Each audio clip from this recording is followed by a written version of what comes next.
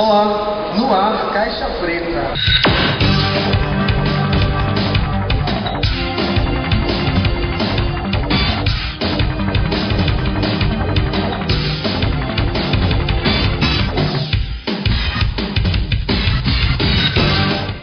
Hoje nós vamos debater um tema que é bastante complexo. Estamos aqui no Centro de Ensino Médio Ave Branca para conversar com alguns estudantes e com o professor Roberto Scavini. O tema de hoje é recursos tecnológicos em sala de aula. Ajudam, atrapalham, quais os prós e os contras? Sejam todos bem-vindos. Obrigada. Para os estudantes, eu queria que vocês dissessem para a gente como é que vocês sentem e como vocês percebem os recursos tecnológicos que estão hoje aqui na sala de aula. A gente traz nossos celulares com múltiplas funções. Alguns têm iPad, alguns têm iPhone, e a gente tem isso à mão, internet, sem fio. Eu queria que vocês debatessem como que isso pode ser usado em sala de aula. Se vocês usam, se é permitido ou não. Usar, assim, sem autorização do professor não, mas se assim, for um caso de extrema importância, aí eu acho meio que necessário comunicar ao professor o que está ocorrendo, o que está se passando, porque às vezes pode ser alguma coisa assim, algum problema de família. Mesmo sendo proibida, eu acho que muitos alunos assim não entendem o porquê de proibir. Isso acaba meio que prejudicando o andamento das aulas. Quem mais pode dar um depoimento, rapidinho? Eu já sou o contrário. Por exemplo, tem professores que eles liberam um certo tempo para descontração, que a gente pode ficar conversando.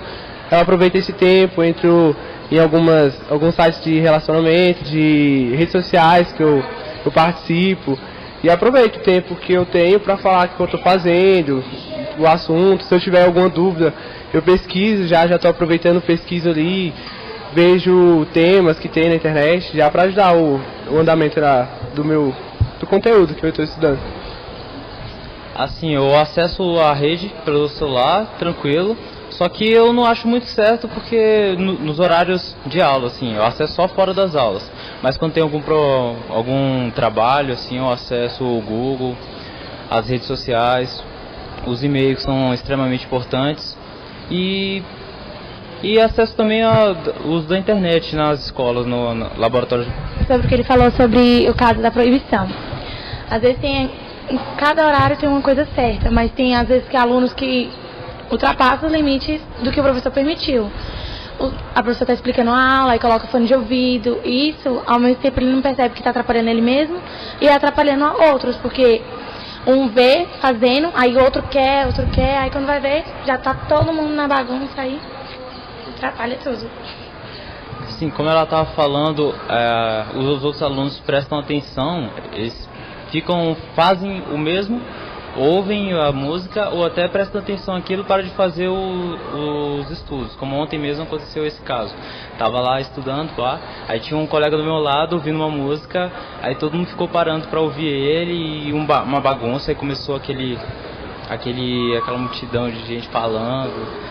Aí começou aquela bagunça, né? Isso concentra muito a aula. Isso atrapalha o andamento das aulas.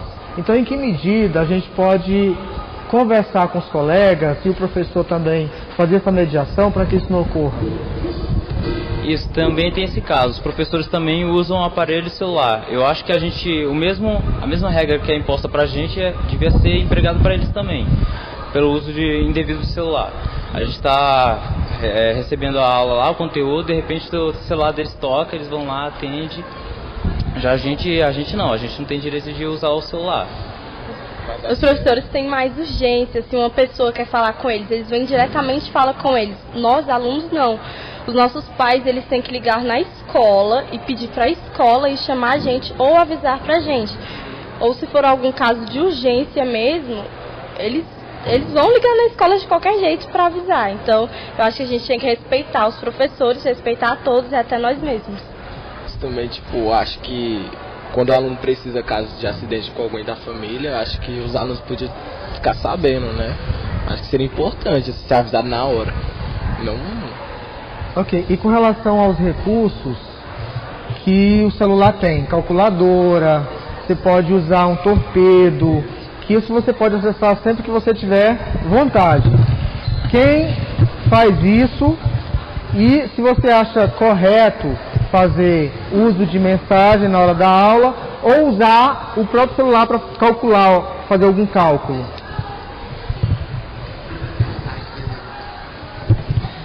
Depende, acho que não é certo usar calculadora, porque quando tem prova, quando tem algum trabalho valendo nota que segue girar calculadora, os professores sempre avisam antes pedindo a calculadora normal, sem ser científica, então eles sempre pedem antes de acontecer um trabalho ou de alguma prova, então acho que não é certo. Ou mensagem, sei lá, mandar alguma coisa também, acho que é errado. Alguém mais quer falar sobre isso? Bom, eu penso assim, já que você está assim, no meio de uma prova, no meio de um trabalho, para que você vai mandar torpedo para uma pessoa que está do outro lado da sala com você? Tá certo que o professor não vai pedir assim, aquela meio que já foi estimulado.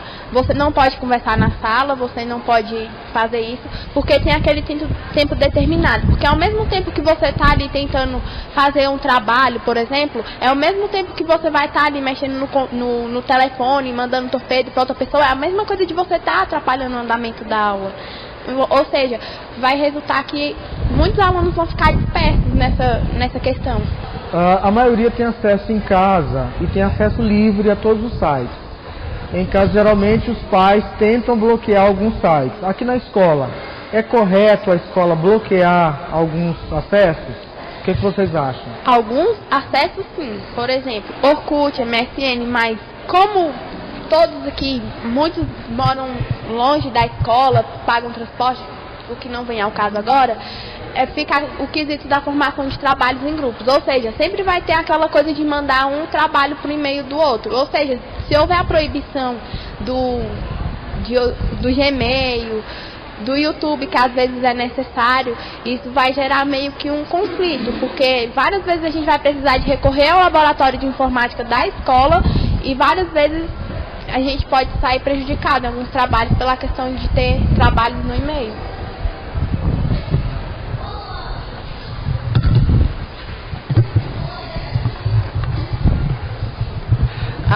Eu acho errado, ter proibição para alguns casos, tem muita gente que não tem recurso de internet ainda, e, às vezes vem aqui de manhã, no turno contrário, fazer o trabalho e é proibido, perde tempo vindo aqui, perde, às vezes, até passagens também, devendo ser proibido, porque tem pessoas que não têm, podia servir para a diversão das pessoas, sacou?